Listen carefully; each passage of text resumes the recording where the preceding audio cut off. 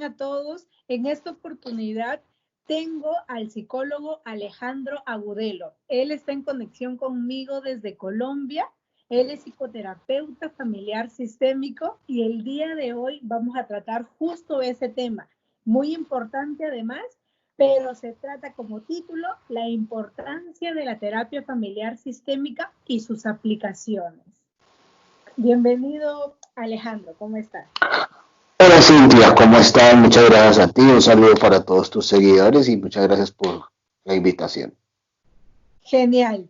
Si bien esta entrevista está guiada de pronto para el público en general, puede que también nos vean psicólogos, padres de familia, adolescentes y todos los que van a estar interesados en esta terapia. Así que vamos a empezar con algo curioso acerca de a qué le llamamos sistémico en primera parte.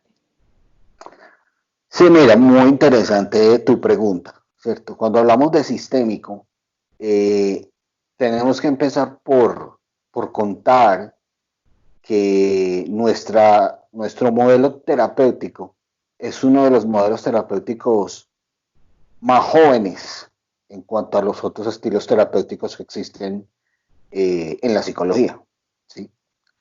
¿Por qué el sistémico? Porque nosotros, o nuestra teoría fundamental es la teoría de sistemas, que muy llamativamente nuestra teoría de sistemas, los primeros teóricos la toman de otras ciencias como la ingeniería, ¿cierto? Donde se habla de sistemas. Y la traen a las ciencias sociales, a la psicología, a la terapia, ¿cierto? Y empiezan a analizar la familia como un sistema. ¿Qué es un sistema? Un sistema, el motor de un carro es un sistema en donde todas sus partes tienen que funcionar con equilibrio, ¿sí? Si alguna parte de ese motor se daña, el resto del motor empieza a funcionar mal o quizás se pare, ¿cierto? La familia, nosotros la vemos como un sistema, que es más que la sumatoria de cada uno de sus miembros. Es un conjunto que está en equilibrio, ¿cierto? Y una de las propiedades más importantes del sistema familia es el equilibrio, que está en equilibrio.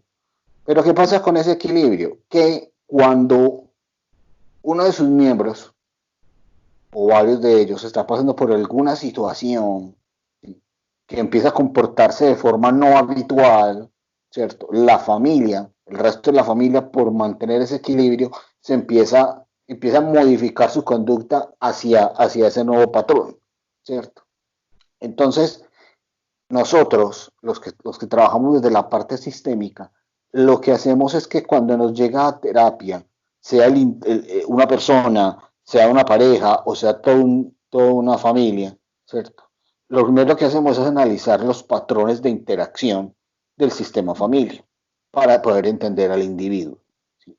Hay una cosa muy importante y es el asunto, hay un término que es el término de circularidad. ¿A qué se refiere el término de circularidad? Se refiere a que una conducta de uno de los individuos, de las personas de esa familia, va a afectar a los demás, ¿cierto? Y se va a ir complementando con las otras, ¿cierto? Por lo tanto, las conductas nunca son aisladas. Si un miembro de la familia empieza a tener un comportamiento agresivo, va a ir afectando a todos los demás. Y todos los demás van a reaccionar a ese comportamiento de una forma determinada. Y viceversa, si la familia o varios miembros de la familia tienen un comportamiento X, hay un miembro de la familia que lo va a expresar de forma diferente. Por lo tanto, nosotros vemos el síntoma no como tal en el individuo, sino en la familia. Llamamos, por ejemplo, que el individuo que va a consulta, a veces llega uno solo, es el síntoma de que en esa familia sucede algo, pasa algo. Ok, esto es muy bueno saberlo para que también las personas entiendan de que no lo vemos desde una forma lineal, sino Correcto. circular, porque uno o la acción de uno depende del otro. Eso, genial por ese punto. Y ya que hemos hablado de lo sistémico, pasamos ahora de pronto a entender qué es la terapia familiar sistémica. Si bien tiene el nombre de familiar y por lo que me has mencionado, no quiere decir que solo se vea a la familia en conjunto, sino que puede ir alguien individualmente a terapia pero se va a hablar de su marco familiar, de su dinámica. Oh, te consultaba, te preguntaba acerca de la terapia familiar sistémica. ¿A qué le llamas en general a la terapia? Sí, mira, muy interesante. Mucha gente cuando ve ese nombre, terapia familiar sistémica, y ve que uno es especialista en terapia familiar sistémica, lo primero que piensan es que, este psicólogo no trata al individuo solo trata familias completas. Y no, no es así. Se llama familiar precisamente porque nosotros, así tengamos a una sola persona en terapia, ¿cierto? Para nosotros, lo más importante es entender el síntoma que está presentando el individuo desde su contexto familiar, para lo cual utilizamos diversas herramientas. Digamos que la más importante es el genograma, que es el dibujo de cómo está compuesta la familia, ¿cierto? Y que lo vamos haciendo en las primeras sesiones, donde vamos poniendo realmente cómo son las relaciones, vamos encontrando lo que nosotros llamamos la pauta que conecta, es decir, qué es lo que está pasando en la familia, cuál es esa característica que está haciendo que sus miembros se comporten así. Y tiene una cosa muy particular, es que no solo vemos la familia nuclear, o sea, la familia del momento, sino que nos podemos ir 2, 3 generaciones atrás. Ok. Porque hay patrones que se repiten, ¿cierto? Correcto. Entonces, el familiar es ¿por qué? Porque precisamente nos centramos en el contexto familiar, entendemos el contexto familiar para poder entender por qué ese individuo que fue a consulta o esa pareja se están sintiendo como se están sintiendo. Correcto. ¿Qué nos trae de la familia? Siempre he dicho que pues la base de todo es la familia. Ella es la que nos da como que los cimientos para cómo nosotros incluso vamos a actuar en el día a día. Incluso los problemas sociales que actualmente tenemos se hubieran podido prevenir, si así lo queremos ver, si hubiéramos tenido este inicio y este soporte familiar que quizás no se está dando. Y ahí justo te quiero consultar, ¿cómo es que se vive la salud mental en Colombia, por ejemplo? Muy ¿Hay buena tu pregunta. aceptación de repente o de repente no hay aceptación? No creen en los psicólogos, que es mucho de los mitos también. Yo pienso que, al igual que en muchas partes del mundo, no solo la salud mental, sino que los psicólogos hacemos parte como de un lujo, ¿cierto? Cuidar tu salud mental, ir a un psicólogo es como si fuera un lujo. ¿Sí? O sea, la gente va al médico, ¿cierto? Y lo último que hace, porque ya no le queda más alternativa, es ir a un psicólogo, ¿cierto? Correcto. Y es una de las grandes cosas que en el gremio psicológico acá en mi país se viene trabajando. Es como buscar la aceptación de la gente, de las personas, hacia la psicología, hacia la psicoterapia. Paradójicamente, digo paradójicamente, este tiempo de pandemia de alguna forma ha servido para que la gente entienda un poco más que el psicólogo es necesario, ¿cierto? Y ya que tuvimos que reinventarnos y estamos trabajando online, Correcto. ¿cierto? La gente se acerca y entonces busca la ayuda, ¿sí? Pero hay mucho mito, o sea, realmente cuando la gente va a consulta, van con muchos miedos, y qué va a pasar dentro de la consulta, y qué me va a decir usted, y usted si va a hacer, si me va a ayudar, ¿sí? Entonces, otras cosas, porque hay una cosa muy importante, es que la gente piensa que los psicólogos tenemos varita mágica, ¿cierto? Para resolverles la vida de pronto, Es que sí. en un segundito ya resolvimos la vida. Entonces van a 1, 2, 3 consultas y si no pasa una, no volvieron. Y el psicólogo ya no sirve. De pronto te tachan como mal profesional cuando incluso quizás ellos no han abordado bien la terapia porque tú les puedes dejar ejercicios o algo y hay muchas personas que son muy recias al cambio. Es como que sus mecanismos de defensa están muy activados y no quieren hacerlo. De pronto les toca como que hoy día hablar con la mamá o hacer un ejercicio con ella y dicen, no, ¿para qué? No sirve, no quiero incluir a mi mamá. Entonces no tienen como que esa proximidad. ¿Cómo es que pasa eso también con tus pacientes de pronto? ¿Has tenido familias que hayan sido como que muy recias al cambio, como que hayan estado cerradas en aceptar incluso los fallos que ellos tenían? Sí, eso definitivamente se da mucho. Pero cuando eso se da, cuando uno encuentra esas familias tan reacias al cambio, lo que uno mira ahí o lo que uno entiende ahí es que ese reacio al cambio hace parte de la patología, por así decirlo. Uno sabe que determinadas familias van a ser más difíciles de manejar, ¿cierto? Nuestra terapia sistémica tiene una particularidad muy chévere y es que yo puedo trabajar con un individuo, puedo trabajar con dos o puedo trabajar con toda la familia y los resultados van a ser muy buenos. ¿Por qué? Porque si yo logro, por ejemplo, que un solo individuo se me mueva y entienda cuáles son esos patrones que lo están haciendo sentir así y empieza a generar nuevos patrones, el resto de su familia se va a empezar a mover. Entonces es muy chévere en ese sentido, porque no tengo que tener a toda la familia.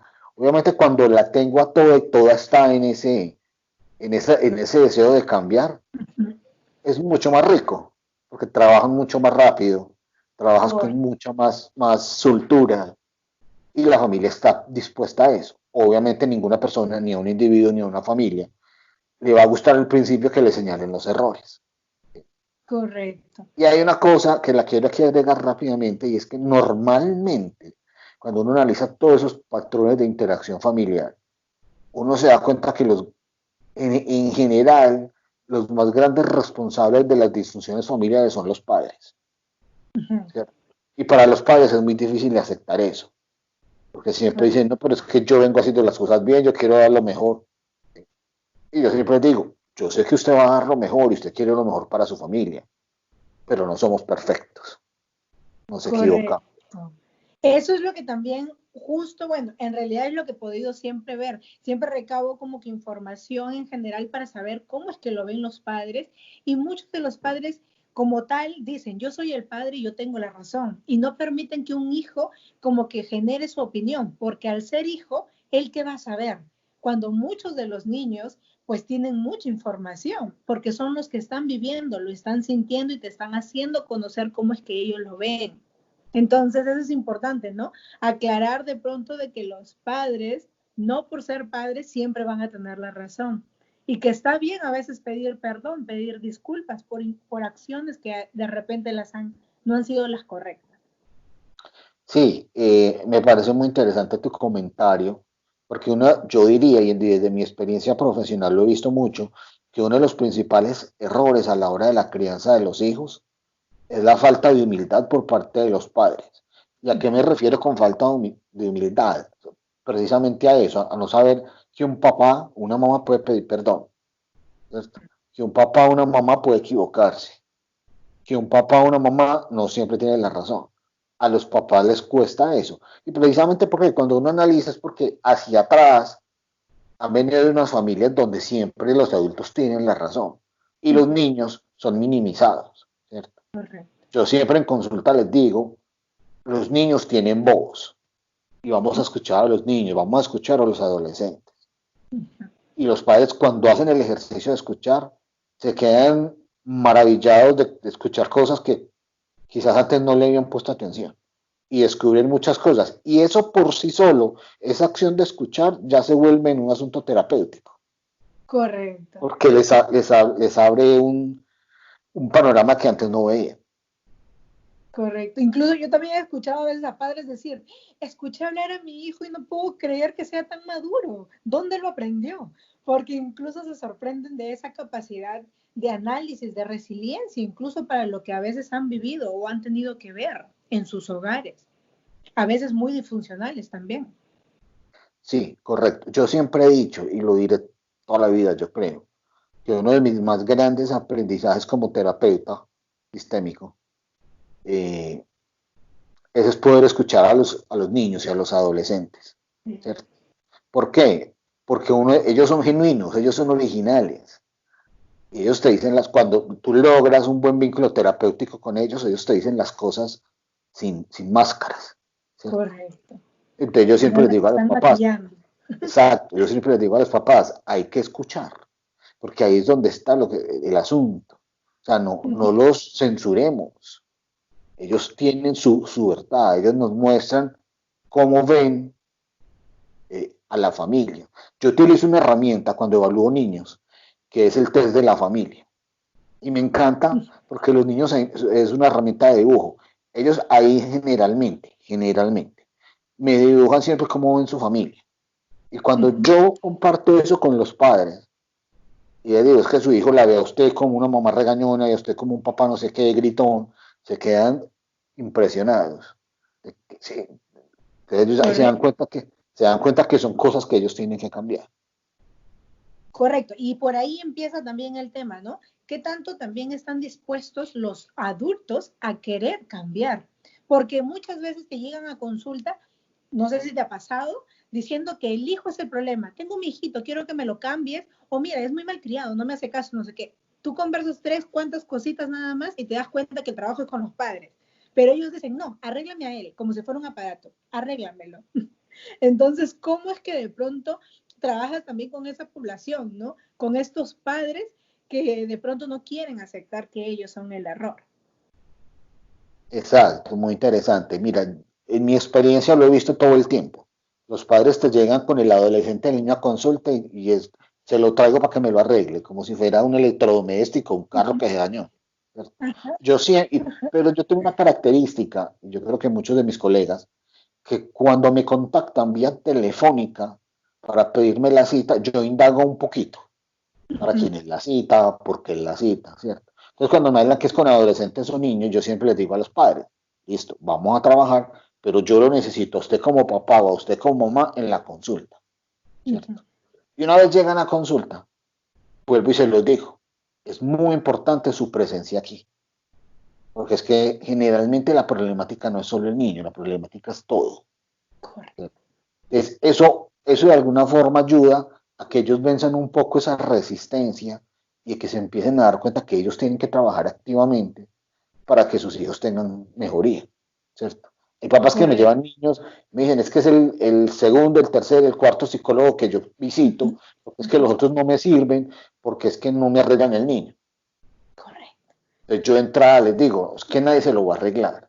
Si usted no está presente en la consulta, si usted no trabaja conmigo paralelamente, no hay nada. Yo en mi consulta, mis 60 minutos de consulta, yo los divido, ¿cierto? Mayor parte del niño y dejo un pedazo al final donde entra el padre o a la madre o a los dos y trabajo un poquito con ellos y les dejo tareas para la casa, les hago divulgación. Eso a la gran mayoría de los papás que han estado conmigo les gusta mucho. ¿Por qué? Porque ellos saben qué está pasando, saben qué pueden hacer ellos. Y los meto porque me he encontrado con colegas que no hacen eso, simplemente meten al niño a consulta, está en una hora y se lo entregan a la mamá, listo, es esto, dentro de 8 días nos vemos. La mamá queda igual. Y pueden pasar Correcto. 5. 1000 consultas pueden pasar, efectivamente, y Y pues la no mamá o el hay... papá no se han dado cuenta que han trabajado. A mí no me gusta trabajar así, porque para mi papá y mamá son absolutamente importantes, no solo por mi enfoque teórico, sino porque siempre he entendido que niños y adolescentes, su comportamiento tiene un gran porcentaje que ver con papá y mamá, por no decir que el Y, ese es 100%. el, y en realidad ese es el gran impacto, poder trabajar con los papás, que muchas de las veces terminan en algún tipo de terapia individual o terapia de pareja, porque su problema de pareja en realidad es el que está causando ese conflicto que ellos ven en el niño, que no hace más que llamar la atención muchas veces con sus conductas o comportamientos. Sí, correcto. Es muy difícil, pero cuando uno los logra meter, ellos empiezan a ver el cambio. Por ejemplo, a mí me impresiona ver papás y mamás que tienen hijos de 4 y 5 años y ya los quieren meter a tratamiento psicológico. Sí. Yo siempre les digo, no, es que no es el niño, es usted. Y eso es lo que les duele a los padres oír, y ahí es donde te tachan de mal psicólogo o mal terapeuta, porque dicen, no, pues si usted me va a decir que yo soy el que estoy mal, entonces me voy. Quieren Exacto. escuchar, en realidad van preparados, predispuestos a escuchar cosas positivas de ellos. Entonces eso es donde encuentran como que el choque de decir, no, yo no venía a que me digan que soy mal padre. Entonces ahí es donde se sienten como que mal. Yo siempre, quizás contrario a lo que muchos colegas podrán hacer, yo siempre en la primera consulta confronto esa parte. Y yo siempre digo, ¿ustedes qué vienen aquí a escuchar? ¿Que yo los alabe a ustedes como padres? ¿O que yo les diga realmente qué es lo que yo veo que está pasando? Si es lo primero, este no es el lugar. Si es la segunda, vamos a trabajar. Genial. Siempre Y me gusta dime, puntualizarlos. Y está perfecto. ¿Tú consideras, o quizás para mí lo que nos están escuchando, que hay algún tipo de población que se ajuste más a este tipo de terapia o en realidad todas las personas pueden calzar bien? Si bien todos tienen recursos, pero quizás consideras que hay personalidades que se acomoden mejor o no, es un mito quizás también.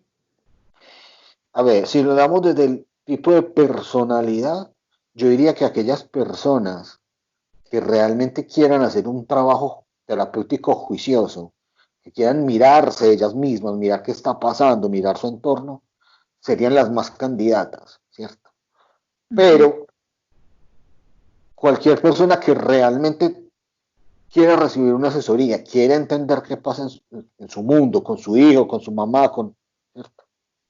Pienso que la terapia familiar sistémica es o debe ser la terapia elegida en ese caso, porque le va a permitir ver un panorama mucho más amplio, ¿cierto? No quiere decir que uno no trabaje aspectos específicos del individuo. Yo con mucha gente trabajo autoestima, trabajo ansiedades, ¿cierto?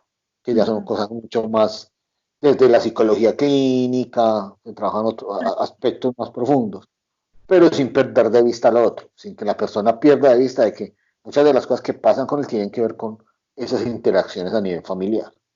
Correcto, porque hay que entender que también muchas personas, incluso cuando ya te vuelves adulto, quizás la familia ya no quiere colaborar.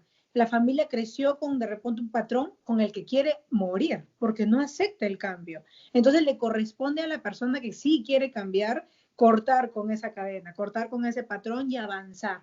Entonces ahí es donde el trabajo ya se vuelve individual.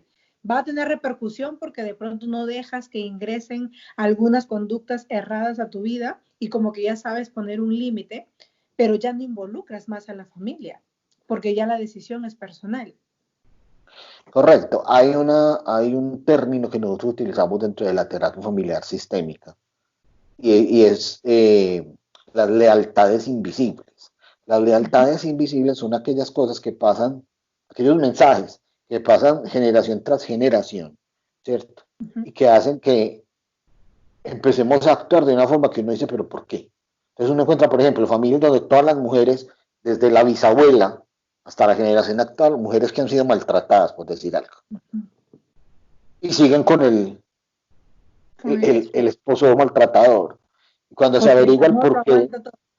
exacto, porque entonces la mujer tenemos que aguantarle al hombre y el hombre nos tiene que, no sé, ¿cierto? Es una postura muy sumisa. Entonces, cuando yo a la paciente actual, que puede ser una joven de 25 años, ponle tú, yo le digo, es que mira, hay un patrón, hay una lealtad invisible y eres tú la que le tiene que cortar, eres tú la que se tiene que mover, lo entienden, pero cuando empiezan a hacer el movimiento le genera miedo. ¿Por qué? Porque cuando uno empieza a cortar una lealtad invisible, el resto de la familia se le va a ir como en contra, porque está siendo desleal, entre comillas, ¿cierto? Correcto. Pero psicológicamente es lo más sano que tiene que hacerse, porque si no es donde se va a repetir historia. Uh -huh. Entonces, eso es lo más difícil y lo más complejo de trabajar es que ellos se den cuenta de eso, que tienen que cortar ese patrón, esa lealtad invisible. A veces ni siquiera permiten que uno se dé cuenta de cuáles son. O sea, las esconden también, que por Sí. más que uno analice, uno no encuentra, porque la gente te muestra la historia diferente o no las quiere ver, ¿cierto? Y de Entonces, por sí tenemos que entender que somos pues sociales. Y entonces al ser tú el único, te hacen ver como que tú eres el error de pronto, que ha sido lo que muchas veces me han dicho, ¿no? El que quiere cortar de pronto es el error porque es el único dentro de como 100.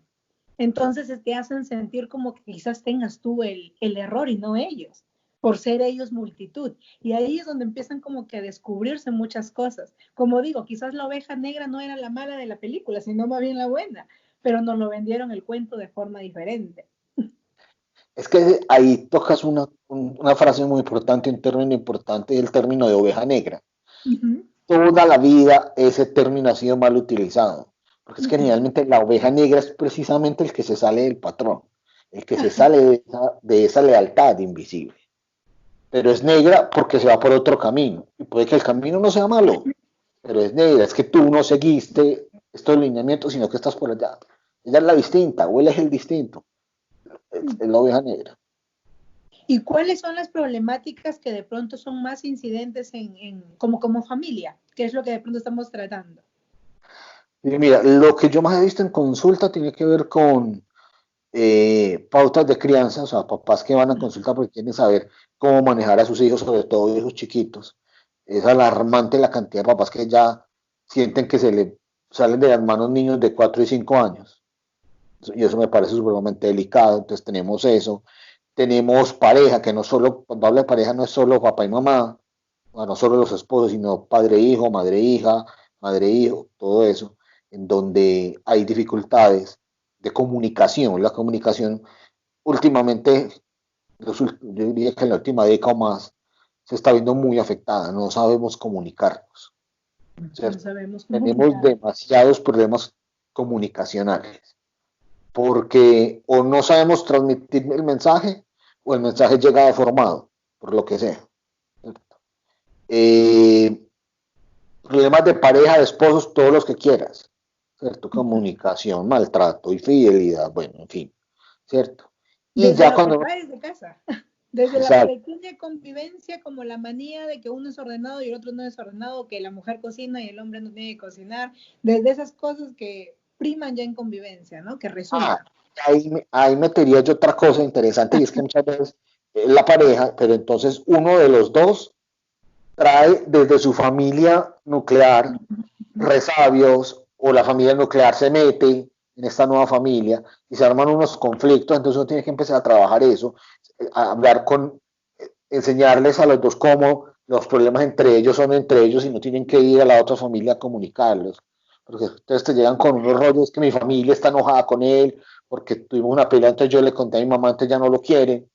Pues eso es una cosa donde las familias nucleares, las familias anteriores se meten acá, a esta nueva familia. Eso también es. Y cuando trabajamos con individuos solamente, que podemos trabajar todo, cosas de autoestima, ansiedades y todas esas cosas, también trabajamos mucho esos patrones que vienen desde atrás. ¿Y por qué nos comportamos como nos comportamos?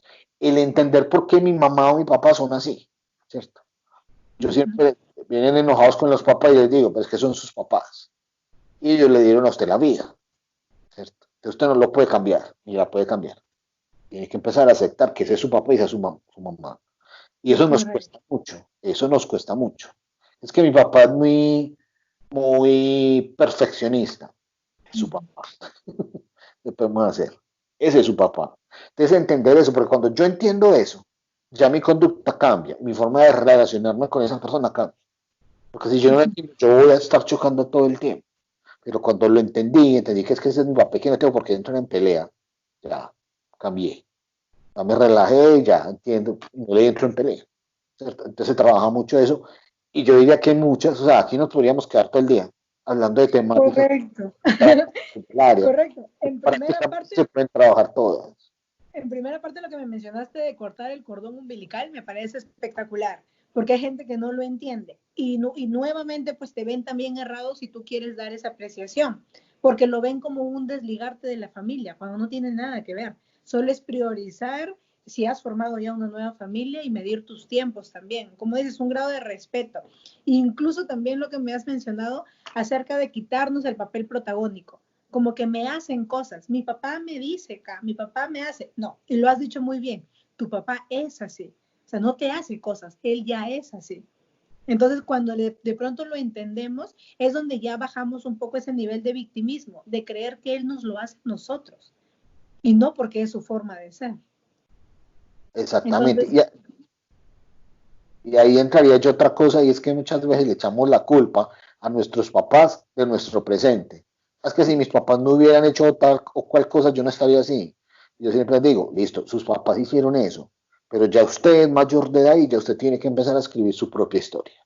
Que no se puede quedar mirando para atrás. Ya miró, ya entendió, ya comprendió, listo. Arranque a escribir esa historia.